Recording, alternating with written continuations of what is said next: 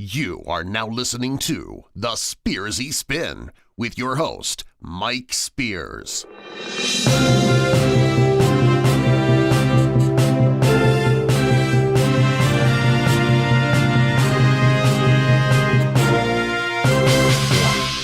The Democratic People's Republic of Korea. Its time in the sun, may soon be done. Good evening, folks, and welcome to the Spearsy Spin. Monday, May 22nd, and Tuesday, May 23rd, 2017. Well, there's a lot going on around the world. North Korea has launched another missile, even after being told by both China and the United States to stop that. But stop they did not. Repercussions for their actions are no longer just a veiled threat. Independent sources are now suggesting that the president's trip to the Middle East is in fact twofold. First, to meet with Middle Eastern powers, but more importantly, to win over Middle Eastern support for the removal of ISIS, Iran, and North Korean leaders. While North Korea remains a small country located in Eastern Asia, it has been producing worldwide concern and threats for many of its neighbors as well as those thousands of miles away. Even closer is China, bordered on the north and northwest of the country, Russia along the Amnuk, and of course North Korea is bordered to the south by South Korea, which is divided by the Korean Demilitarized Zone, or DMZ. In 1910, Korea was part of Japan, but at the end of World War II, the Japanese surrendered. In 1945, Korea was divided into two zones along the 38th parallel by the United States and the Soviet Union. The North was occupied by the Soviets and the South by the Americans. Negotiations on reunification failed, and in 1948, two governments were formed: the Socialist Democratic People's Republic of Korea in the north and the Capitalist Republic of Korea in the south. An invasion by North Korea led to the Korean War, that is, the Korean conflict, 1950 to 1953. It was the Korean Armistice Agreement that brought about a ceasefire finally. North Korea describes itself as a socialist state. However, many see North Korea as a dictatorship. The human rights violations in North Korea have become so widely known over the last 40 years that it seems like the world just accepts these violations as part of the North Korean ideology. Capitalism is a word never heard by North Koreans, let alone practiced. Pretty much anything produced there in North Korea is owned by the state, including farms and small businesses, while healthcare, education, and housing, as well as food production, are controlled by the government as well. A countrywide famine broke out in 1994 and lasted for several years. North Korea suffered staggering famine deaths of about 1.65 million people, and folks there are still not having enough to eat. So where does all the money go over there in North Korea? Or most of the state-controlled income, where does that go? Why, to the military, of course. Because according to the North Korean officials, there is a total of 9,495,000 active, reserve, and paramilitary personnel, according to the leaders there in North Korea. Its active duty army is said to be about 1 million strong. Now, if true, this would make North Korea the fourth largest military in the world, of course, after China, the United States, and India. It is currently believed that North Korea has nuclear weapons and will soon have the missile technology to send those missiles into the United States and possibly even into the Middle East. The North Koreans have long held a grudge against Japan, citing mistreatment by the Japanese during the time of Japanese rule. Many Koreans were raped, murdered, shot, and just plain disappeared, according to the stories retold by those older residents in the country. Of course, war has always been on the Korean forefront. The First Sino-Japanese War, as well as the Russo-Japanese War in 1904 and 05, was fought by the Russian Empire. Korea was also occupied by Japan from 1910 to 1945.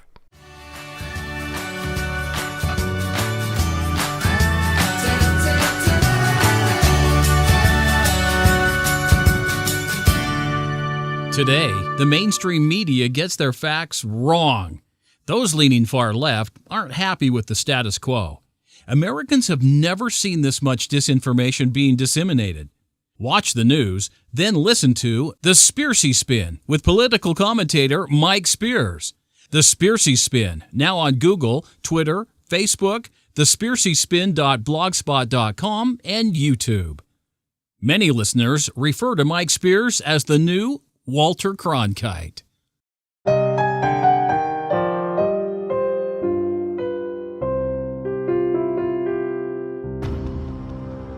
Remove the jobs, break the schools, pull back the police. Let the streets flood with drugs. Let violent gangs recruit child soldiers and terrorize neighborhoods. Don't prosecute gun crimes. And when the media looks you in the eye after another bloody weekend in a major American city, call for more gun control. If our politicians are truly using the carnage they refuse to stop to attack the rights of honest, hardworking Americans caught in living hell, then they are guilty of the most despicable form of racism imaginable. What has been allowed to happen in our inner cities is an absolute disgrace. If the same epidemic of poverty, gang violence, and broken schools poison the neighborhoods of the nation's political class, you'd better believe they'd be talking about real solutions, not gun control. I'm the National Rifle Association of America, and I'm freedom's safest place. Tell your friends and neighbors about the Spearsy Spin.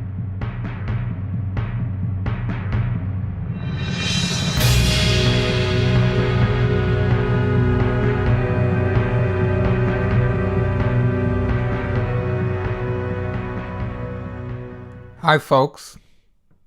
Times we live in today are scary. Religious freedoms under fire, racial divide never more evident, political powers fighting, foreign countries looking to exploit our country, news media reporting unfair on issues, folks searching out the truth. I listen to the news, then I listen to the Spearsy Spin. Mike Spears has experience, education, determination, and grit to get what's going on in our country. Listen to Mike Monday through Friday. I'll listen. Hope you'll be listening too. Don't miss even one show. Subscribe to the Spearsy Spin now. Click that subscribe button and be sure to also click that bell next to the subscribe button so you'll be notified when we post new videos.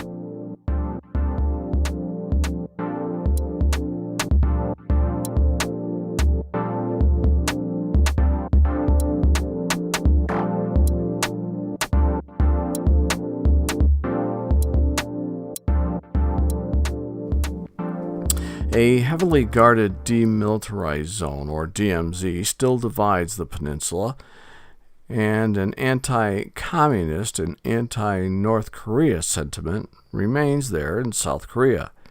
Since the war, the United States has maintained a strong military presence in the South, which is depicted by the North Korean government as an imperialist occupation force.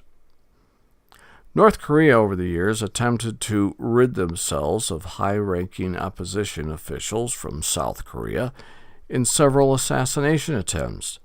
These attempts occurred in 1968, 1974, and the Rangoon bombings in 1983.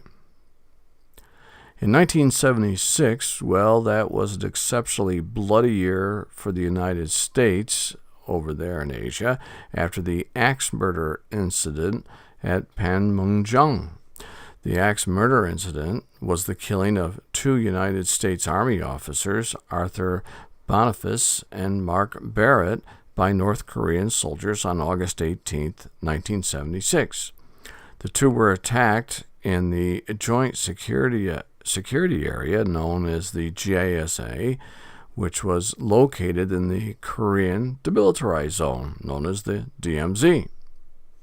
The U.S. Army officers had been part of a work party cutting down a poplar tree in the JSA that blocked the view of the United Nations observers. The 2 officers were attacked and killed by the North Koreans, who claimed that the tree was planted by Kim Il-sung. 3 days later, American and South Korean forces launched Operation Paul Bunyan, an operation that cut down the tree with a show of force to intimidate North Korea into backing down, which it did. North Korea then accepted responsibility for the earlier killings of the Army officers. In 1956, then North Korean leader Kim Il-sung was almost taken out of power by the Soviet Union and China, with China having an occupied presence there in North Korea. Even then, there were problems with the ruling powers of North Korea. Finally, though, the last Chinese troops withdrew from the country in 1958. However, North Korea has remained close to both China and the Soviet Union. In 1957, industrial production was back to a much more productive time in North Korea. In an effort to enlist more trading partners, the North improved their relations with Japan. North Korea began allowing the repatriation of Japanese citizens back into the country. In the 1960s, economic growth was higher in North Korea as opposed to South Korea, and in the early 1970s, China began normalizing its relations with the West, particularly the United States, and reevaluating its relations with North Korea. Problems started in 1976 with the death of Mao Zedong. That left Kim Il-sung now at the controls. He immediately severed ties with China. He also ordered that going forward, everything would be produced within his own country. Of course, as time went on and the 1980s came along, the economy of North Korea tanked. To make matters worse, the economy would take another hit and basically collapse as the Soviet Union was dissolved. Because of the Soviet Union's demise in 1991, all Russian aid was suddenly halted. The North began reestablishing trade relations with China. However, the Chinese could not afford to provide enough food aid to meet the demand of North Korea. In 1994, Kim Il-sung died of a heart attack in the midst of a standoff with the United States over the Koreans obtaining nuclear power. The new leader, Kim Jong-il, declared a 3-year period of national mourning before officially announcing his position as the new leader. However, North Korean efforts to build nuclear weapons were halted under then-President Bill Clinton. Kim Jong-il instituted a policy called Military First, which meant almost all monies went to the military. Restrictions on travel were tightened, and the state security apparatus was also tightened. Flooding in the mid-1990s severely damaged crops and led to widespread famine, which the government proved incapable of curtailing. In 1996, the North Korean government accepted UN food aid.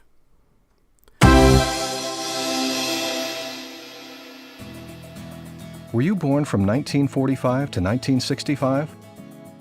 People born during these years are 5 times more likely to have hepatitis C. But most people with hepatitis C don't know they're infected. So even if you try to eat right, exercise and take care of yourself, you could still have hepatitis C, a serious liver disease. People can live for decades without feeling sick, but over time, hepatitis C can cause serious health problems and even lead to liver cancer. Getting tested is the only way to know if you're infected. That's why the CDC recommends everyone born from 1945 to 65 get a blood test for hepatitis C. Treatments are available that can cure this disease, so talk to your doctor about getting tested. It could save your life.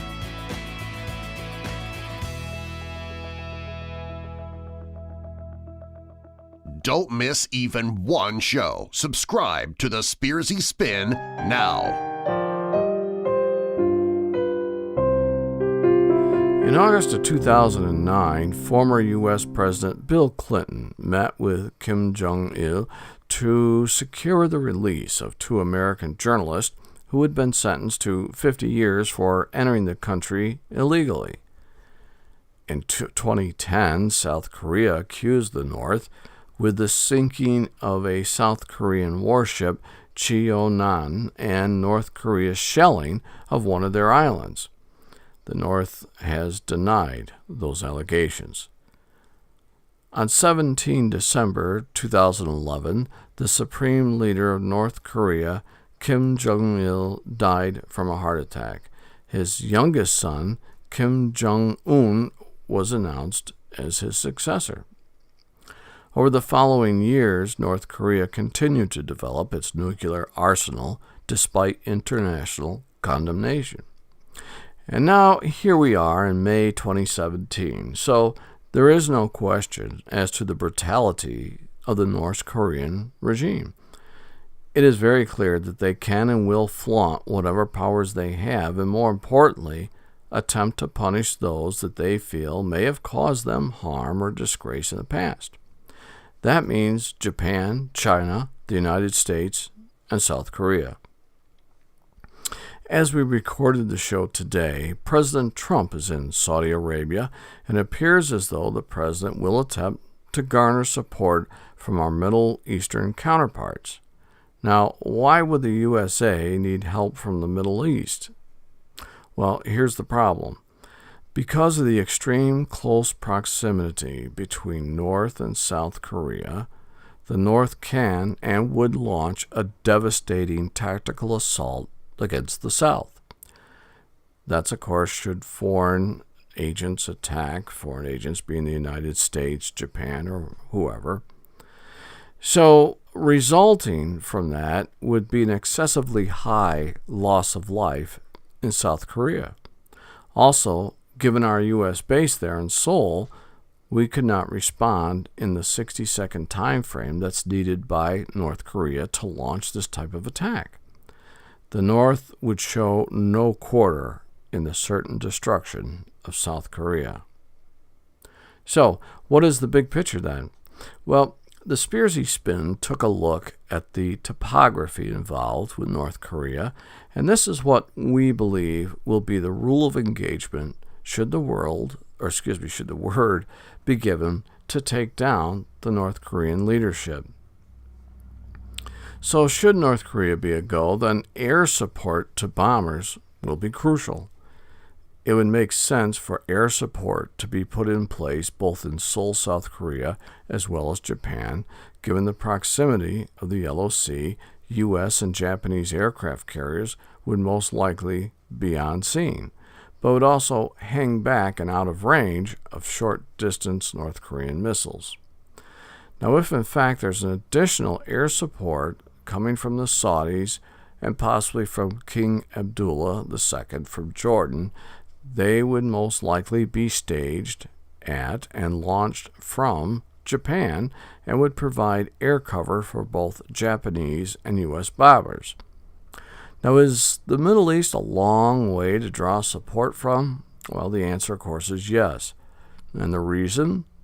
Well, the reason for using them is because they are very well coordinated, as are the Egyptian pilots, with regard to this type of extreme air-land fighting. Now, from the sea, the United States and Japanese destroyers with South Korean flagships would run interference, Also, 2 Triton subs from the United States, armed with both Tomahawk and SAMs, would be there as well. Also, you would expect the same in both the Yellow Sea as well as the Sea of Japan, a complete smothering, if you will, of North Korea. Now, from a land intervention pre-bombing, we would expect a contingent of SEALs and Special Forces to be on the dirt, so to speak, near the capital of North Korea, as well as the North Koreans' largest port on the Yellow Sea. These operatives would be used for terminations as well as providing intel to our forces. Now, from China's southern border, at least 150,000 Army personnel are there as we speak, and they are ready to roll, and they have battle contingencies with them. Now, once bombing operations commence, Chinese forces would proceed southward under air guard. The east and west coasts of North Korea would be aggressed from the sea. This is the reasoning for special ops on the ground 3 days prior. Troop power of 100,000 on both sides of North Korea would provide entry on both the east and west coast, but would hang back until bombing softens up those hard targets in North Korea. Objective: conclude the operation quickly, keep casualties to a minimum, take out top brass. Once North Korea missile systems are rendered inoperable, removal of military infrastructure would be critical. South Korean troops would breach the DMZ from the south and be moving northward in an attempt to close any holes in the net. Now, this theory appears plausible, sound, and provides an easy out for the North Koreans to surrender at any given time. It will be necessary to remove any and all top brass from the Kim Jong-un power structure. North Korea must be destabilized militarily to ensure the safety of other nations as well as the North Korean citizens. Well, that's our show. We'd like to know what you think about North Korea, so please visit us at thespearsyspin.blogspot.com and let us know your thoughts. Remember, there's only one world, and we all have to live in it, so let's help keep others safe. We'll see everybody on Wednesday. Thanks for listening to today's show.